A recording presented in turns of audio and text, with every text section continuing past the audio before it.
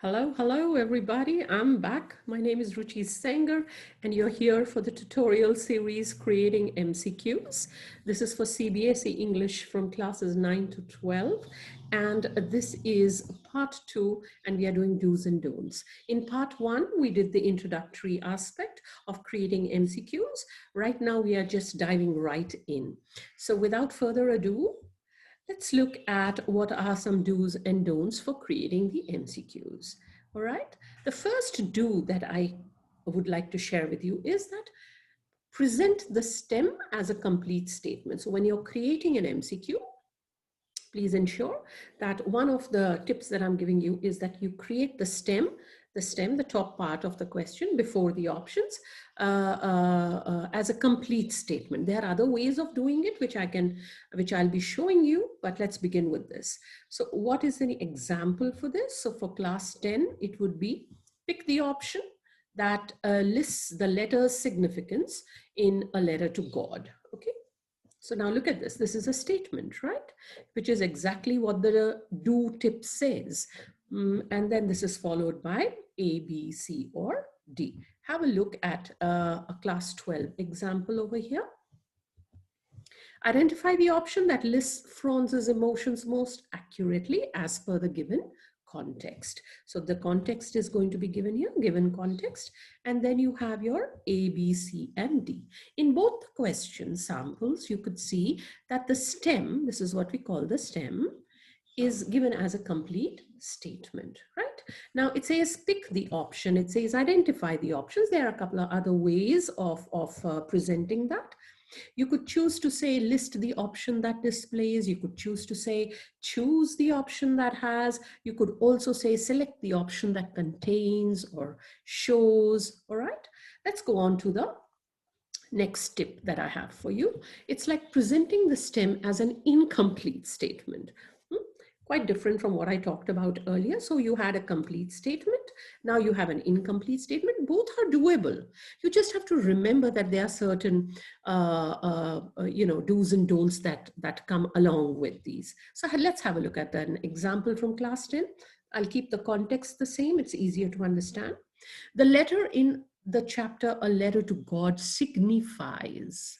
Okay, now it's an incomplete. It's an incomplete stem. All right, and then the options come with this. So XYZ full stop, ABC full stop, RST full stop, PQ, there's full stop. So the letter in the chapter, A Letter to God, signifies, and whatever you write has to end with a full stop because the statement gets completed with the option choice, right?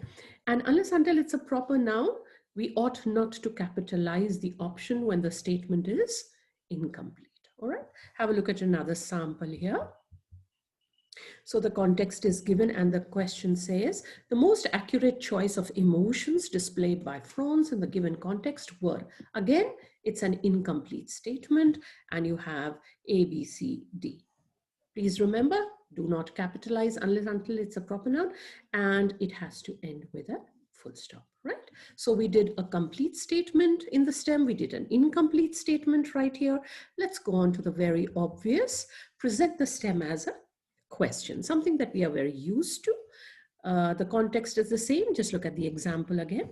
What is the significance of the letter in the chapter, A Letter to God? All right. So the same question has been presented either as a stem, which is incomplete or complete, and now as a question. All right. And obviously, when the answer is listed, the answer would begin with, it'll be capitalized, right? Punctuated accordingly, because it's an answer in its own entity, right? So here, have a look at the example from class 12. So the context has been given. Which of the following describes Franz's emotions most accurately? I think it's important to write in the given context. I think we could write that as well. And then you have the following, right? So now the emotion that you're going to list can be capitalized here because it's a question straight up. And please notice the full stop. Same goes over here. It'll end with the full stop.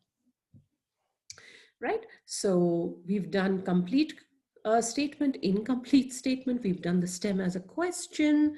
Have a look at this. Present a definite question or a problem which is singular in nature in the stem. Now that's an information overload, so I'm going to break it down for you. So have a look at this. The chapter, A Letter to God Is. That's confusing. It could be so many things. So it's not a definite question or a problem that the child has to solve. Okay, so that's a very, very inaccurate kind of a question, a very weak question. How could this be bettered? I think the writing style in A Letter to God or anything else that you want to write, right? So now that makes it definite. That makes it definite, okay? The stem becomes definite. And another example from class 12, in the chapter, The Last Lesson, Franz was, what was Franz? Franz was a million things, right? So make it definite. How do we do that? In the chapter, The Last Lesson, Franz as a student was. Beautiful, very simple, very clear. There's a definite question or a problem, whatever you want to call it, right? Now, what do we mean by singular in nature? You notice this, we are either talking about the writing style or we are talking about Franz as a student. You know, the problem that happens is when we ask a lot of things, multiple things in one single stem, right? For example, look at this. In the chapter, The Last Lesson, Franz as a student and a young boy, in the beginning and the end was. Too much. There is too much. This is the better version, right? And this is something that is not recommended. So it needs to be singular in nature, and it needs to be definite, not like this.